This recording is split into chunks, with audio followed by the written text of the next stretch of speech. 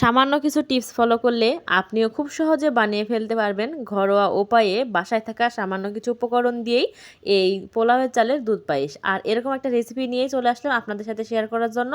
তো চলুন রান্নাটা শুরু করা যাক। আমি প্রথমেই চুলায় দুধ বসিয়ে দিয়েছি। এখানে কিন্তু আমি 3 পোয়া দুধ বসিয়ে দিয়েছি চুলায়। তারপরে কিন্তু দুধটা হালকা গরম হয়ে আসলে এখানে তেজপাতা, এলাচ ও দারুচিনি দিয়ে দিয়েছি। আপনারা চাইলে শুধু এলাচ দিয়েও রান্না করতে পারেন। এখানে দুধটা আমার যখন গরম হয়ে এসেছে, মানে হালকা বলক এসেছে, তখনই কিন্তু আমি দিয়ে দিয়েছি পোলাওয়ের চাল।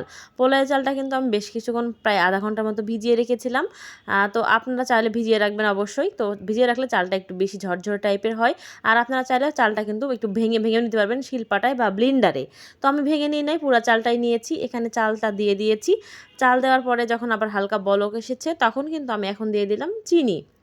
তো এখন দিয়ে দেবো 1 চিমটি লবণ, কারণ মিষ্টিতে কিন্তু লবণ দিলে মিষ্টির স্বাদটা দ্বিগুণ বেড়ে যায়, টেস্টটা হয় অন্যরকম। তো আমি কিন্তু এখানে 3 পোয়া দুধ নিয়েছি আর 1 মুঠেরও কম চাল নিয়েছি। দুধের পরিমাণ যত বেশি হবে এই দুধ পায়েসটা খেতে তত বেশি টেস্টি হবে। আপনারা চেষ্টা করবেন অবশ্যই দুধের পরিমাণটা একটু বেশি নেওয়ার জন্য।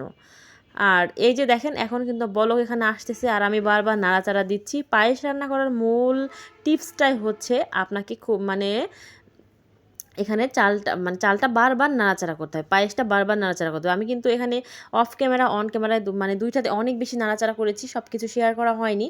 তো আমি কিন্তু এখানে গুঁড়া দুধও অ্যাড করে দিলাম। যখন দেখলাম বলকটা পুরোপুরি আসছে, মানে দুধের ঘনত্ব হয়ে আসতেছে, ঠিক তখনই কিন্তু আমি একটু গুঁড়া দুধ দিয়ে দিয়েছি আমার পরিমাণ মতো। আপনারা চাইলে কিছু গুঁড়া দুধ দিতে পারেন, তাহলে কি হয় পায়েসের ঘনত্বটা আরও বেড়ে যায়, খেতেও বেশি মজা লাগে। তবে এটা অপশনাল, আপনি না চাইলে ব্যবহার নাও করতে পারেন।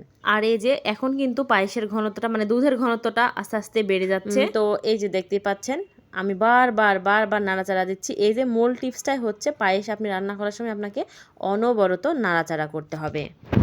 আর যদি নাড়াচাড়ার কারণে নিচের দিকে একটু লেগে যায় পায়েসটা, তাহলে কিন্তু পায়েসের যে ফ্লেভার এটা পুরোটাই নষ্ট হয়ে যাবে। তো চেষ্টা করবেন অনবরত এই পায়েসটা নেড়েচেড়ে রান্না করার জন্য। এই যে আমি যে এলাচটা অ্যাড করেছি, এলাচ, তেজপাতা, দারচিনি, আপনারা চাইলে কিন্তু এটা বলকের সময় উঠিয়ে নিতে পারেন চাল দেওয়ার পরে। আমি উঠাইনি, এটা আমার এভাবে ভালো লাগে তাই আমি রেখে দিয়েছি। আপনারা চাইলে এটা উঠিয়ে ফেলতে পারেন, কারণ এর বেশি কাজ থাকে না। তো দেখেন আমার পায়েসটা কিন্তু ঘনত্বটা বেশ হয়ে এসেছে। আমি কিন্তু একটু আর পায়েসটা কিন্তু একটু হালকা পাতলা থাকা অবস্থাতে নামিয়ে ফেলবেন, কারণ এর ঘনত্বটা আস্তে আস্তে বেড়ে যায়। এই দেখেন এই অবস্থায় কিন্তু আমি চুলার জালটা এখন কমিয়ে দিব, জাস্ট একদমই লো। তো দেখেন আমার এই ঘনত্বটা কিন্তু একদম ঠিক এসেছে। আর আমি এই পর্যায়ে এখন চুলার জালটা বন্ধ করে দিব।